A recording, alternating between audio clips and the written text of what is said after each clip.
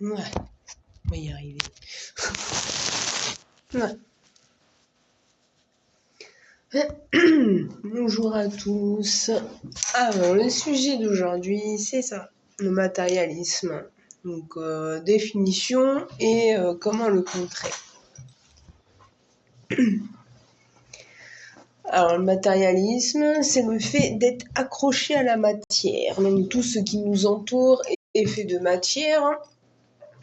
Ce qu'on voit à travers nos yeux, c'est de la matière. Et l'appartenance aussi.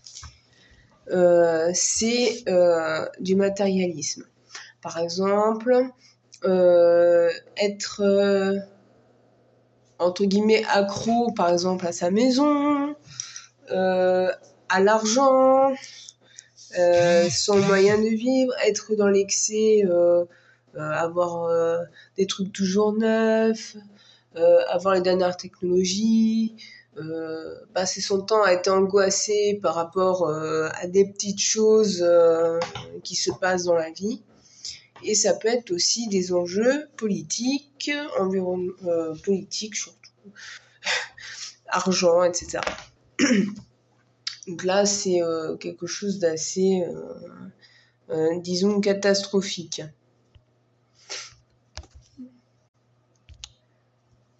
Alors ensuite, donc comment le contrer? Alors en fait, il faut prendre du recul par rapport à ce qui se passe dans notre société. Par exemple, si vous perdez, alors moi j'ai eu des exemples, par exemple si vous perdez votre carte d'identité, voilà, ne soyez pas angoissé ou ne vous soyez pas énervé parce que vous avez perdu votre carte d'identité. Il faut avoir du recul, il faut se dire non, ce n'est pas grave, vous lâchez prise et vous pouvez passer outre, vous faites les démarches, point barre, vous retrouvez votre carte d'identité et tout se passe bien. Là, ça crée énormément de liens avec cette carte d'identité, des liens énergétiques, des liens fusionnels, etc. Enfin, c'est complètement absurde ce que je dis, mais c'est la réalité. Il y a beaucoup de gens qui se restent angoissés par rapport à des petits trucs futiles comme ça. Alors ça peut être des objets en particulier, ça peut être la maison, un lieu de vie, des gens. Alors là, c'est autre chose. On va pas parler de matérialisme en soi.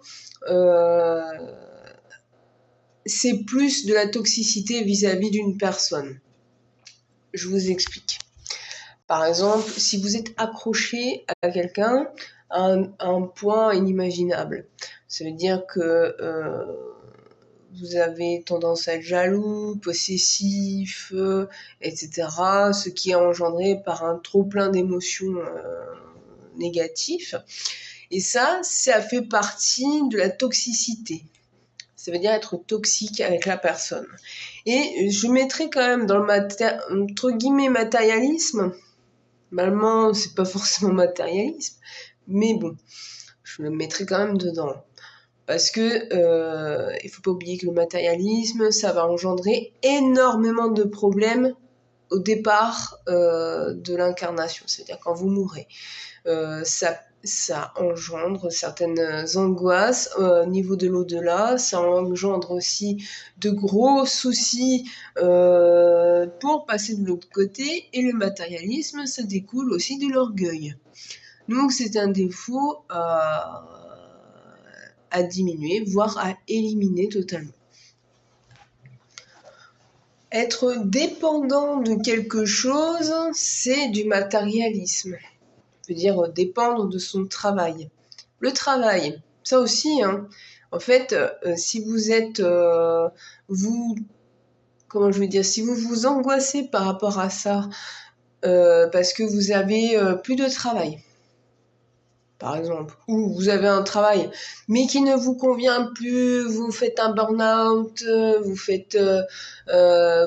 tombez en dépression, etc. Mais vous obstinez à garder ce travail parce qu'il y a l'argent, il y a ceci, il y a ça derrière. C'est aussi du matérialisme. Ça engendre énormément de fusion, de liens énergétiques avec ce travail. Donc forcément, ça va découler sur énormément de problèmes, que ce soit des problèmes physiques, des problèmes psychologiques et des problèmes aussi spirituels. Voilà.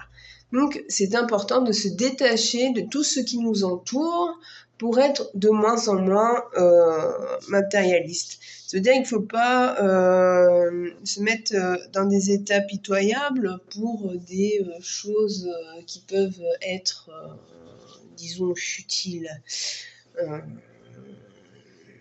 qui n'ont pas d'importance vitale, dire que ou au niveau spirituel.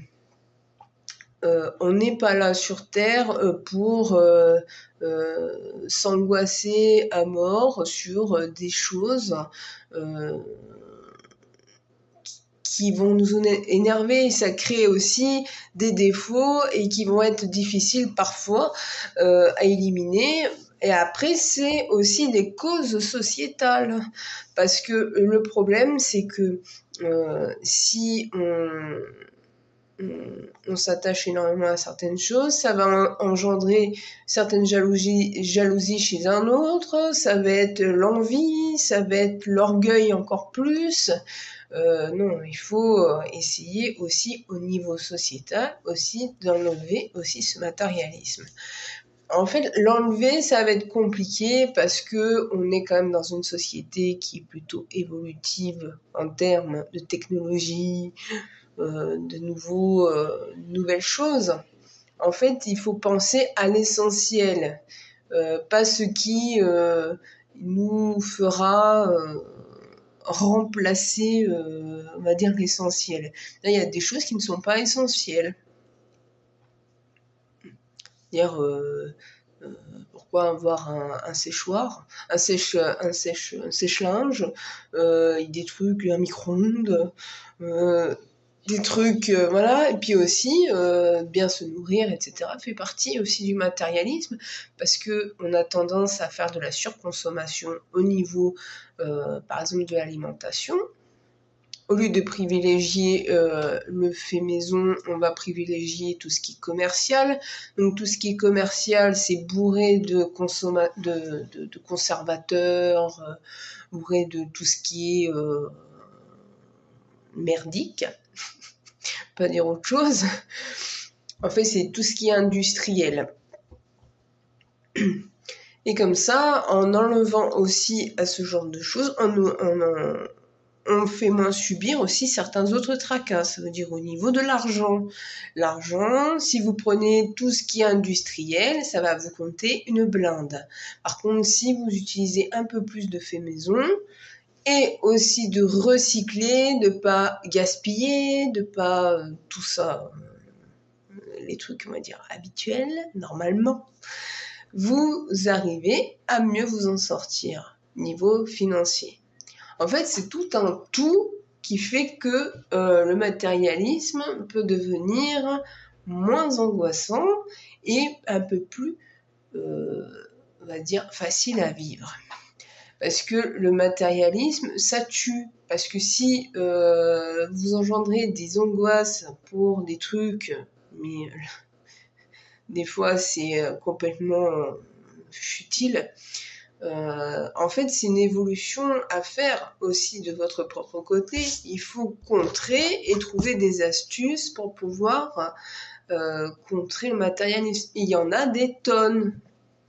Faire maison, essayer de moins consommer industriel, privilégier des choses naturelles,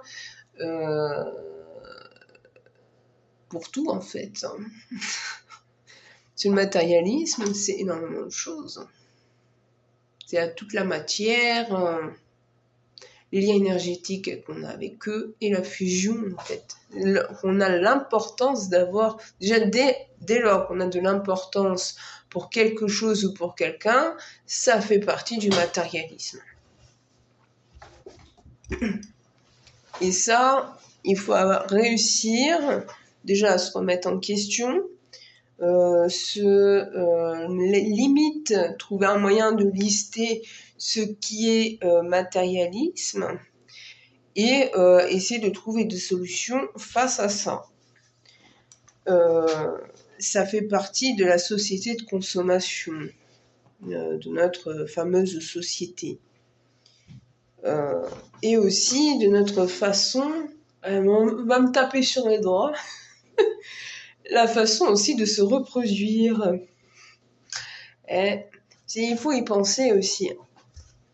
Parce que le problème aussi de notre société, ça va pas plaire ce que je vais dire, mais je suis pas là pour plaire, c'est aussi le fait de faire des gosses sans réfléchir aux conséquences. Parce que plus on va avoir de personnes incarnées ici dans notre société, ça va engendrer aussi beaucoup plus de tracas. Ça veut dire que comment on va pouvoir les nourrir, comment ceci, comment cela. En fait, il faut réfléchir à notre propre façon de faire, propre façon d'éduquer, propre façon de aussi de créer un lien avec ses enfants, créer un lien aussi éducatif par rapport justement au matérialisme, pour pas qu'il qui devient très orgueilleux, très dépendant justement à énormément de choses qui sortent de l'industrie. Voilà, c'est des choses, ça va pas plaire, hein. Mais c'est la vérité. Et d'ailleurs, c'est ce qui découle aussi des problèmes sociétaux et politiques qui arrivent ces derniers temps. Voilà. Il faut aussi réfléchir parce que tous nos actes ont des conséquences. Ça, je fais que de le répéter. Je le répète encore, tous nos actes ont des conséquences, des causes à effet. Et ce n'est pas qu'au niveau individuel, c'est au niveau collectif aussi. Le matérialisme peut être combattu collectivement. Il y a des sociétés qui ne sont pas vraiment dans notre pays, on va dire, occidental, ni même orientaux. Il y a des sociétés qui se trouvent dans les fins fonds en Amérique, les fins fonds en Afrique, etc., qui ont trouvé des astuces pour contrer justement ce matérialisme. Qui découle énormément aussi sur notre mode de vie. Que ça peut être la pollution, l'environnement, notre façon aussi de vivre. C'est-à-dire, qu'est-ce qu'on peut faire pour améliorer les choses, pour éviter des problèmes. Il y a énormément d'astuces pour contrer. C'est quelque chose dont je vois très rarement parler les gens qui sont dans le spirituel. Et je trouve ça vraiment dommage, parce que c'est un sujet qui est, disons, assez méchant. Le matérialisme, ça découle énormément de nos modes de vie. Voilà. Comment on vit, comment on décide de nos choix de vie aussi,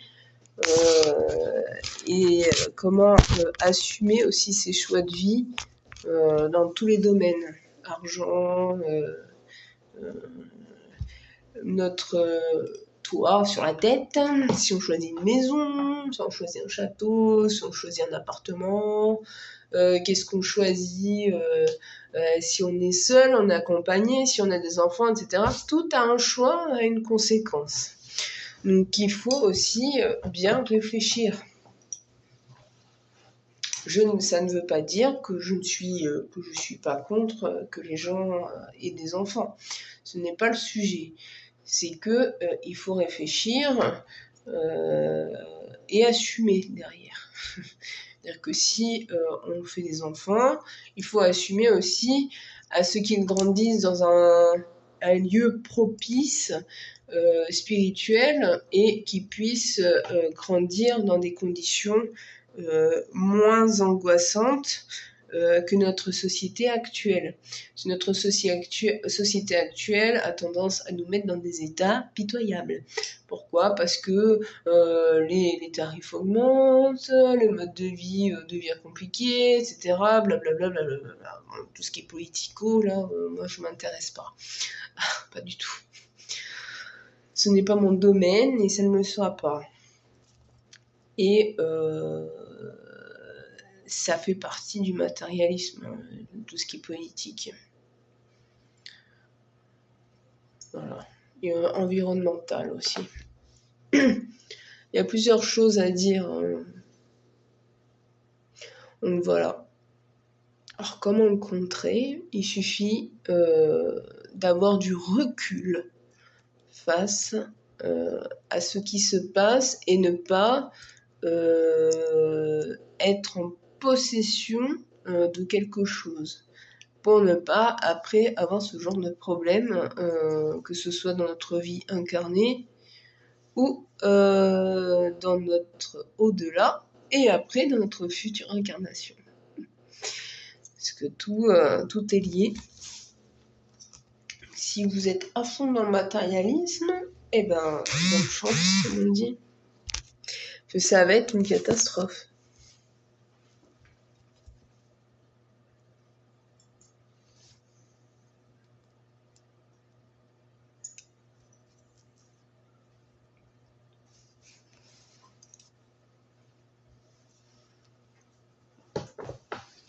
En fait, il faut avoir du recul et surtout se poser la question, des questions assez claires. Dire que, par exemple, si on est trop attaché par exemple, à notre lieu de vie.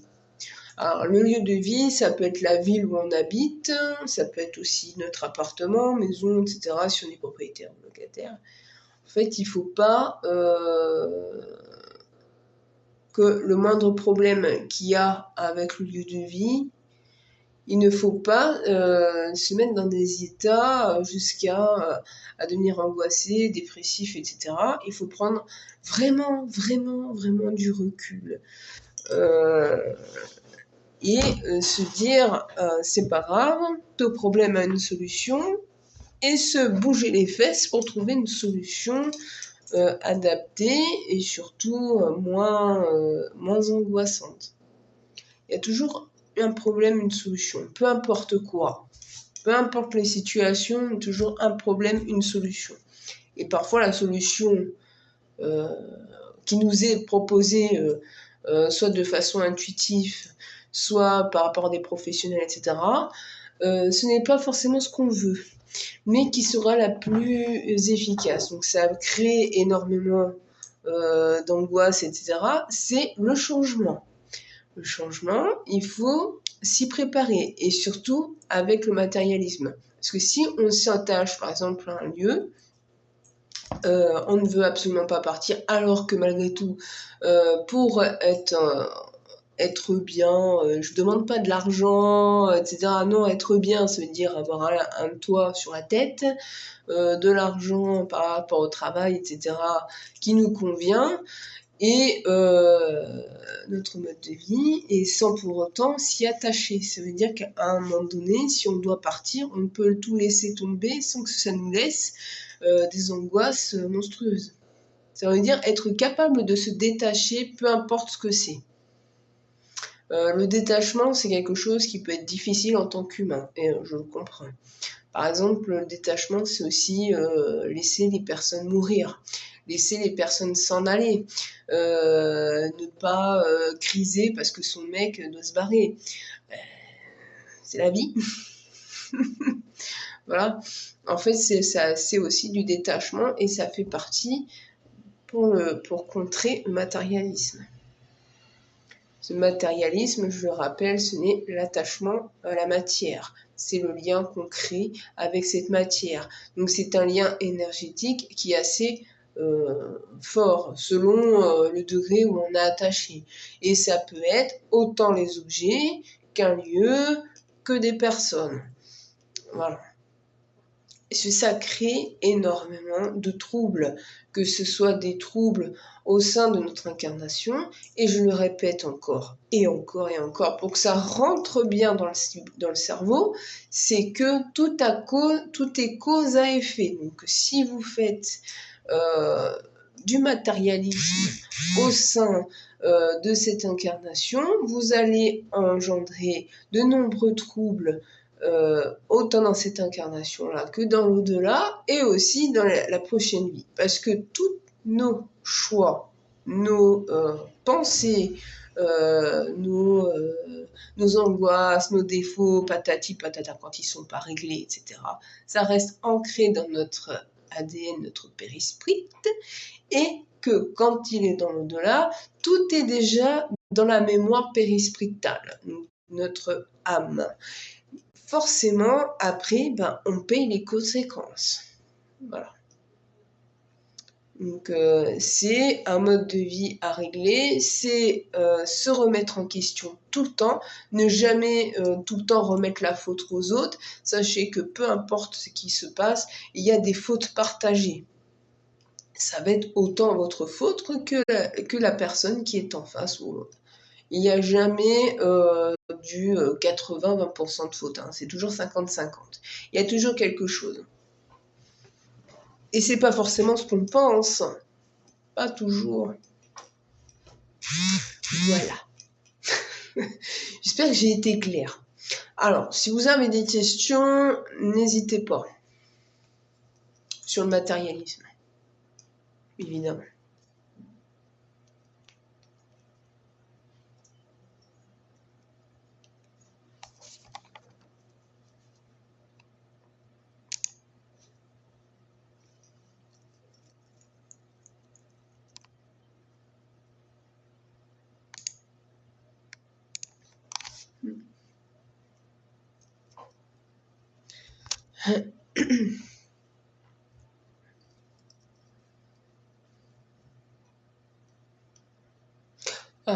Aussi, je suis en train de me revenir à l'esprit, façon de parler. Donc, aussi par rapport aux gens que l'on perd. Si on a été trop attaché à cette personne, on aura tendance à tout le temps penser à elle, pas de façon, on va dire, positive, etc. On voudrait elle soit toujours là dans cette incarnation, etc. Ça fait partie aussi du matérialisme. Si on a attaché à cette personne, on a un lien avec cette personne. Donc forcément, ça crée énormément de troubles, mais aussi pour nous, oui, mais aussi pour celui qui est mort. Donc c'est assez complexe. Donc ça, c'est aussi une remise en question fondamentale à faire. Il ne faut pas penser qu'à sa propre personne, il faut penser aussi à ceux qui nous entourent. Ça veut dire autant nous que les personnes qui nous sont proches et au niveau collectif. Il faut essayer de jauger tout ça.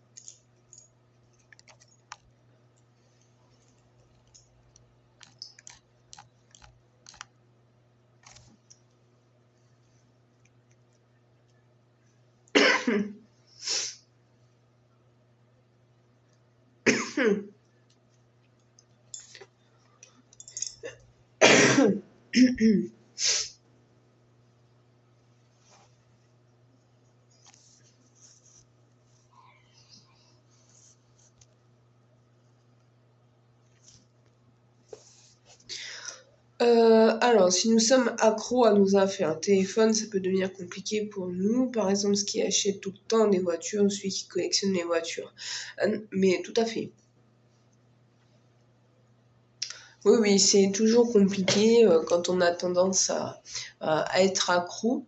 Euh, En fait, c'est justement ne pas aller dans cette dérive-là, être dans l'excès. Dire on peut avoir des technologies, peu importe lesquelles, mais il ne faut pas y mettre une importance fondamentale sur cette technologie. Je veux dire, par exemple, si vous avez un ordinateur, il faut pas être accro avec l'ordinateur. Ça veut dire être être dès qu'il y a un truc, par exemple si l'ordinateur plante ou bah, qu'il est foutu, mais il faut pas mettre une importance fondamentale là-dedans et créer des troubles qui vont avec. Il faut se dire, bah, c'est pas grave, hein, c'est qu'un j'en rachèterai un, puis basta. Hein. En fait, l'importance là-dedans, c'est de ne pas mettre une importance sur l'objet, sur la personne, sur le lieu, etc. Il faut être capable d'avoir du recul face à ce qu'on a.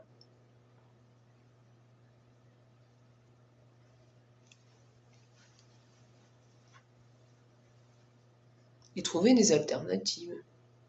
Par exemple, si vous avez votre ordinateur qui a planté, qui ne peut plus fonctionner, alors vous avez plusieurs solutions.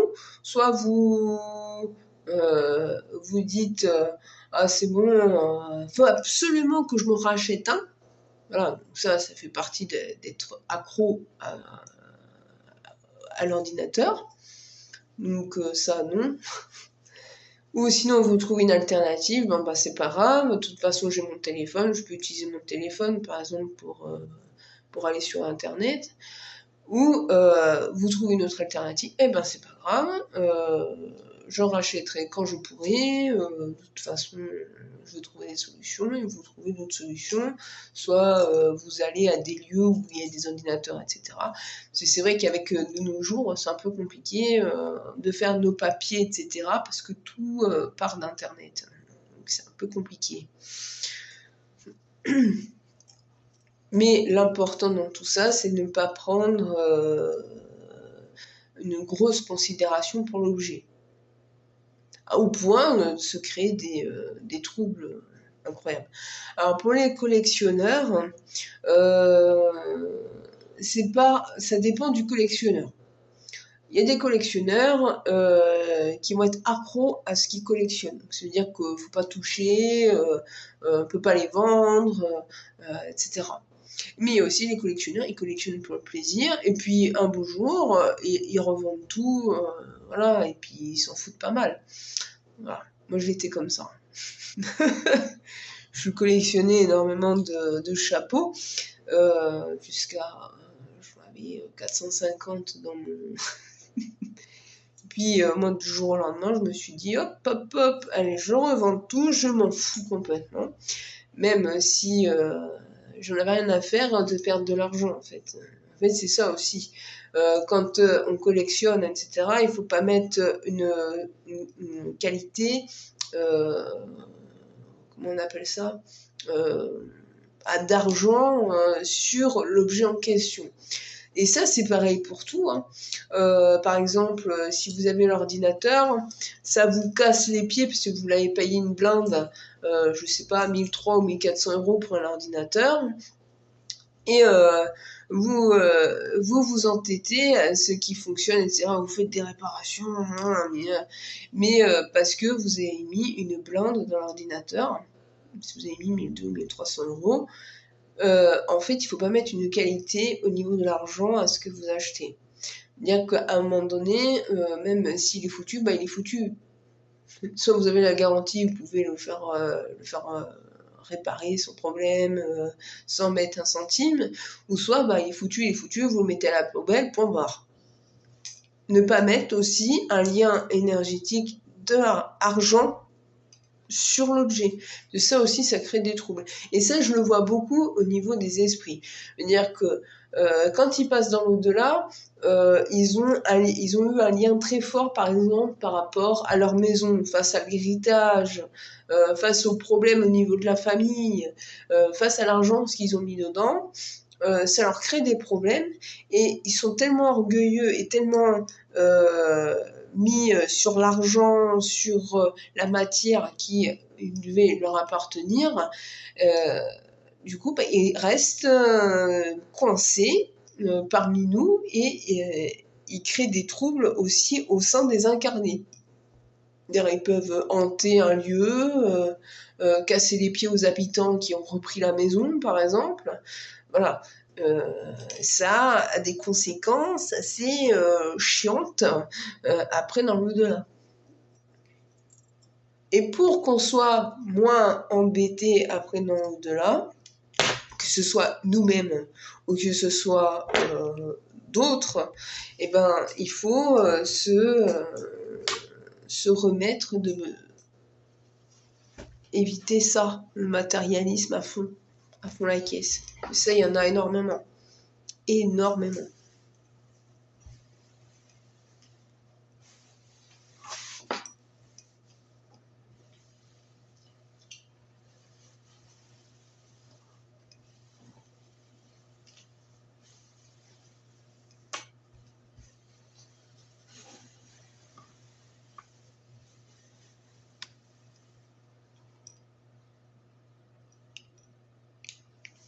C'est un des grands... et aussi le matérialisme, à un point, on va dire, exagéré, ou un point où ça crée des troubles. Chez certaines personnes, ça crée la dépression et voire des suicides. Alors, parce que ça peut avoir des conséquences sur notre réincarnation. Quelles sont les conséquences? Alors, les conséquences exactes, je ne sais pas vraiment. Ça, je n'arrive pas encore à savoir vraiment ce qui pourrait avoir comme conséquence. Mais il y a des conséquences. Ça veut dire au niveau de notre... ça va nous induire à certains événements, puisqu'on aura encore... donc ancré en nous nos choix vis-à-vis du matérialisme. Donc on va être accro à certaines choses. Ça peut créer dans une autre vie, par exemple, des addictions, des trucs comme ça. Des addictions, je parle pas forcément de l'alcool ou de la drogue, hein, ça peut être d'autres des addictions, il n'y a pas que ça. Hein. Qui vont conduire encore à un enchaînement de matérialisme. En fait, c'est tant que vous n'avez pas compris quelque chose, cette même chose revient encore et encore pour que vous compreniez bien l'enjeu, le problème.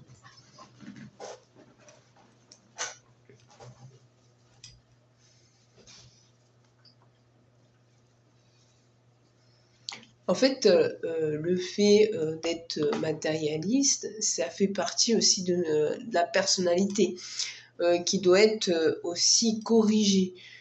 On l'a tous plus ou moins, ça dépend des degrés du matérialisme. C'est simplement prendre conscience que l'on est matérialiste et trouver des moyens pour le contrer, pour avoir moins d'angoisse après au niveau de l'au-delà et de la prochaine incarnation. Alors, c'est aussi le cas au niveau des personnes. Si vous êtes accro à quelqu'un, accro, alors quand je dis accro, ça veut dire au niveau, je parle pas forcément de la famille, enfin si, ça existe malheureusement, mais ça va pas être parce que vous avez un lien direct avec cette personne, ça veut dire votre mère, votre père, etc. Bon après c'est normal quand il décède, bon vous ressentez énormément de douleur, etc. Mais ça c'est normal, c'est humain. Je parle pas forcément de ça. Parce qu'à un moment donné, le deuil se fait et arrive à passer. Je parle plutôt d'une toxicité, donc ça veut dire être jaloux, envieux de la personne, être possessif, etc. Ça crée des troubles, ça crée des liens énergétiques très forts et qui fait que après dans l'au-delà, beaucoup d'entre eux, en tout cas, restent accrochés à cette personne, finissent parfois par la possession, ça dépend lesquels, et aussi finissent par surtout être restés sur la terre jusqu'à ce que la personne décède, en fait. C'est ça le truc. C'est de la toxicité, et la toxicité s'en va aussi jusque dans l'au-delà, hein, donc ça peut être assez grave, surtout pour les personnes. Après, pour les objets, il suffit d'une ouverture de conscience, et en général, ça finit... bon, ça met parfois plusieurs années humaines pour qu'ils réalisent que c'est néfaste, et surtout que ce n'est plus leur place et ils doivent aller de l'autre côté. Mais ils finissent par avoir une ouverture de conscience. Par contre, ceux qui sont toxiques au niveau des personnes directement, alors là, c'est vraiment très très très néfaste. Et là, pour leur faire prendre conscience, c'est très très dur et surtout très long.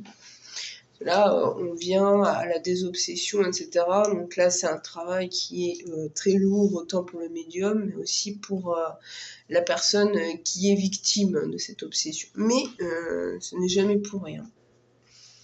Voilà.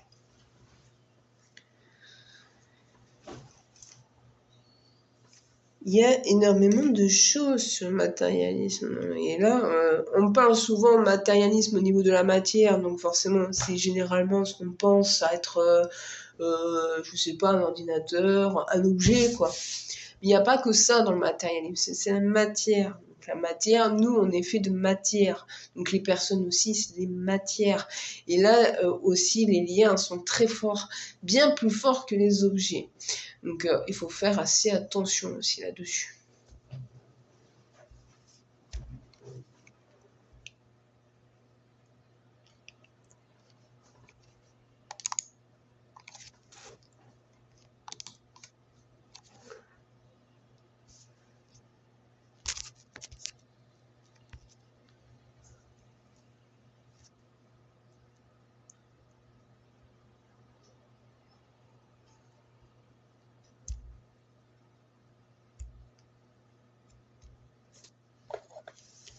Plus vous accrochez à quelque chose, plus vous êtes dans le matérialisme. En fait, c'est simple. Enfin, simple à expliquer comme ça. Après, simple de s'en détacher, ça dépend des gens.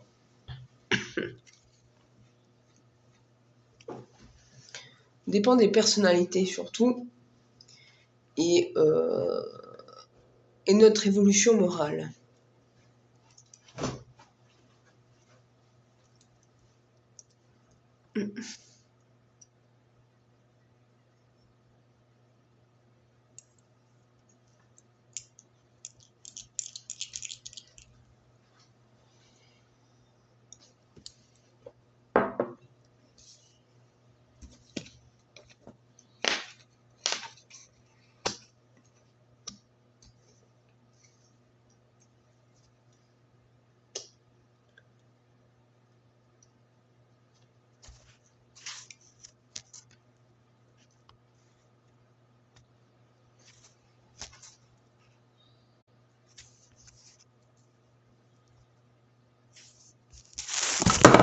Ouh, allez, il s'est trouvé mal lui.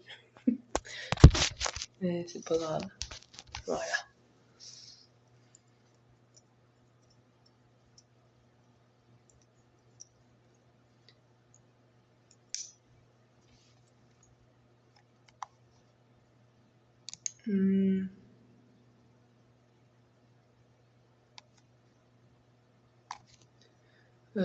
Est-ce que j'ai d'autres choses à dire sur le matérialisme? Je réfléchis.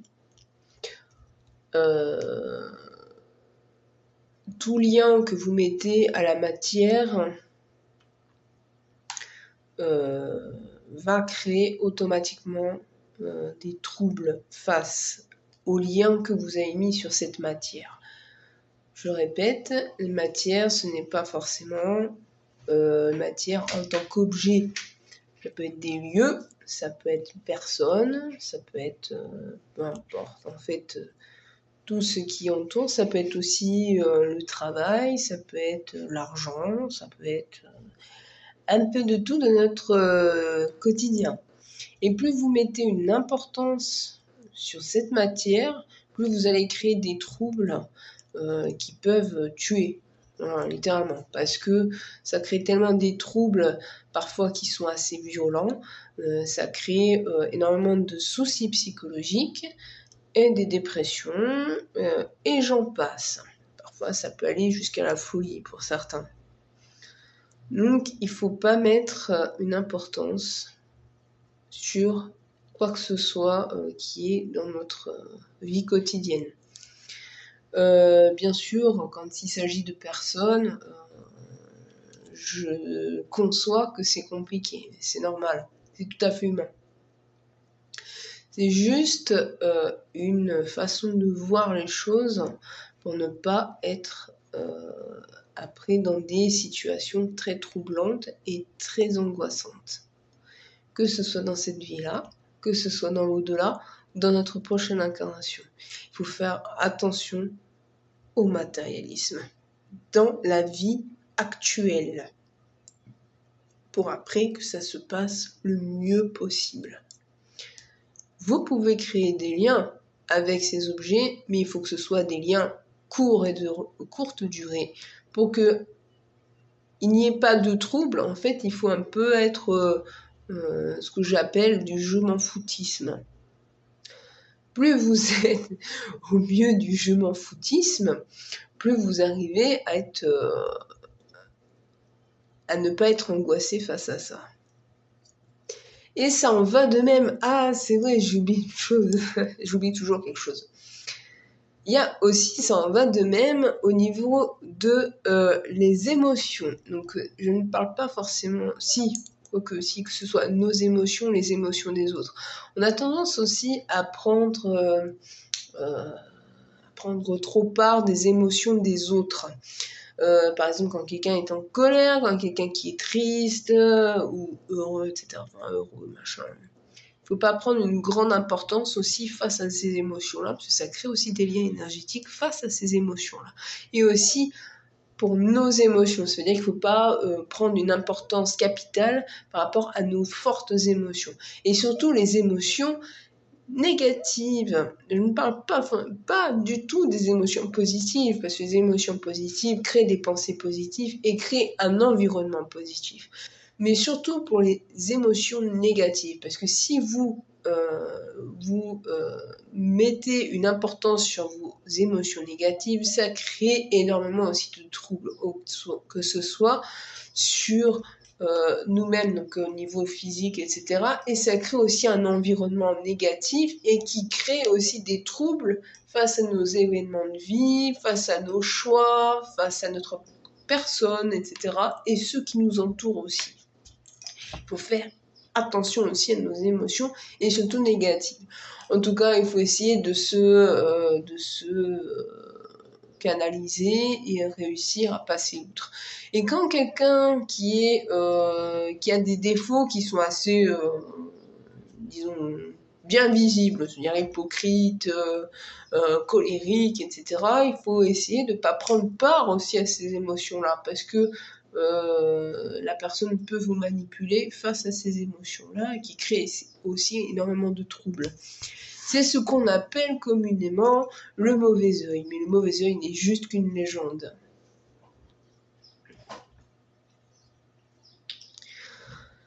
Alors, quand on est accro à une personne, ça peut mettre des années pour que la personne ne soit plus accro. Il y a aussi l'abandon. Alors oui, ça peut prendre des années. Tout dépend aussi de la capacité aussi de la personne. Enfin, capacité, je dirais, en tant que personnalité, c'est-à-dire se remettre en question, etc. Ça dépend aussi de la personne et aussi de la maturité de la personne. Parce que si la personne n'est pas du tout mature, ça va être compliqué pour elle. Pour qu'elle ne devienne plus accro, déjà, il faut une prise de conscience que c'est être accro à quelque chose, à quelqu'un, à un lieu, etc. et ne pas avoir peur de l'abandon. Eh oui, en fait, tout ce qu'on perd, peu importe, personne, lieu, etc., il faut en faire le deuil. Donc, la peur de l'abandon, c'est la peur du deuil, c'est la peur de perdre quelque chose ou quelqu'un. Et ça, c'est très commun.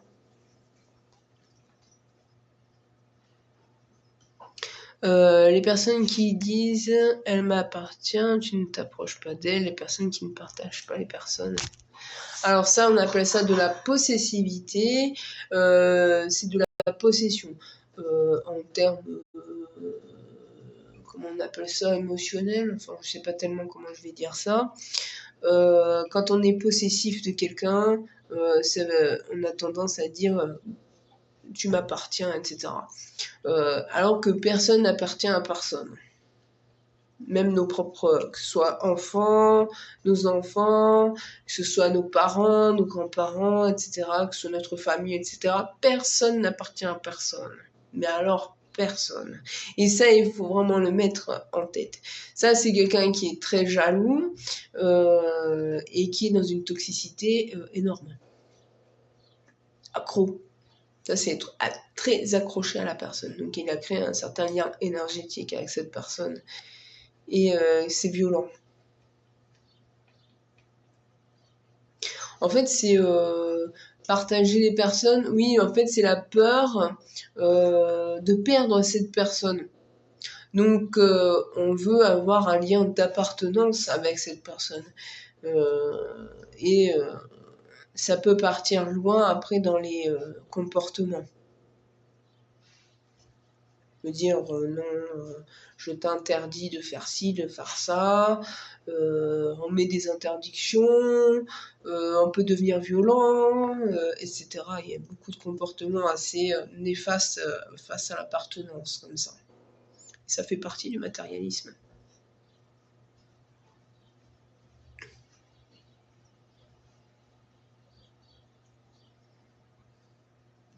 Parce que quand on regarde la définition du matérialisme, alors, est-ce que je peux trouver la définition de matérialisme en tant que tel au niveau du dico?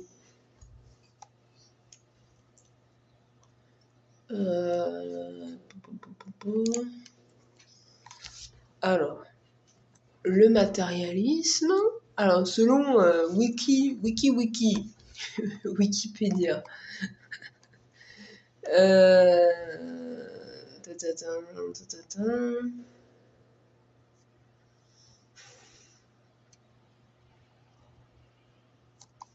non, pas wiki,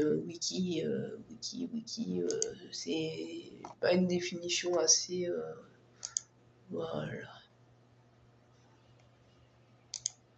Le matérialisme est la manière de vivre un état d'esprit orienté vers la recherche des satisfactions matérielles et de plaisir. Voilà ce que veut dire le matérialisme. Il y a le matérialisme niveau spirituel, c'est la doctrine philosophique qui affirme le primat de la matière sur l'esprit. Ça, c'est le matérialisme. Mais il y a d'autres définitions du matérialisme. Voilà. Oui, il n'y a pas de souci, Maria. Je vous souhaite une excellente journée. Donc voilà. Donc, j'espère que vous regarderez ce live. Si vous avez des questions spécifiques ou des questions autres par rapport à ça, matérialisme, je vous invite à répondre directement sur ce live et je vous répondrai petit à petit sur la publication ici même. Et si c'est sur YouTube, n'hésitez pas aussi à mettre vos commentaires, vous abonner, mettre la cloche pour ne rater aucune notification, puisque ce live sera aussi diffusé sur YouTube. Je vous souhaite à tous une agréable et bonne fin de journée. Et à bientôt.